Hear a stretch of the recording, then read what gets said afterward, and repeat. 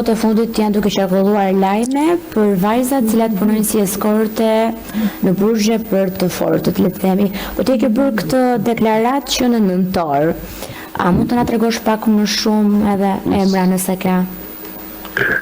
Po, në muajin nëntor unë kam bërë një deklaratë në një televizion ku kam deklaruar për vajzat e showbizit, të cilat janë eskorta në përburgje, duke u referuar një lajmi që qarkullonte dikur për një vajzë tjetër të showbizit, e cila ishte nga Kosova, Aziza Pajaziti. Sipas hetimeve të mia që pata bërë aso kohë, më doli një listë goxha e gjatë. Janë goxha personazhe të rëndësishëm të televizionit që promovojnë televizionet, të cilët kanë qenë pjesë e kësaj pjesë.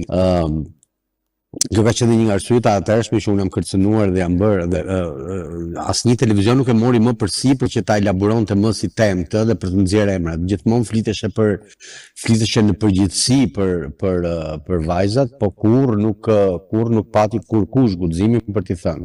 Unë mbyll aso kohë ajo temë, falenderoj kolegët gazetarë që tashmë e kanë bërë këtë gjë publike, se kanë dalë video, se ka dhe video faktikisht, ku kryen marrëdhënie seksuale, madje qarkullojnë edhe video që ata ja çonin si trofe njëri tjetrit duke kryer marrëdhënie seksuale me vajzat e showbizit.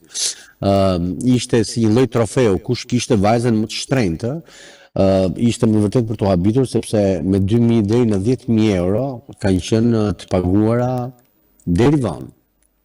Këto elemente, vajzat e showbizit, të cilat promovojnë lehtësisht sot në për ekran.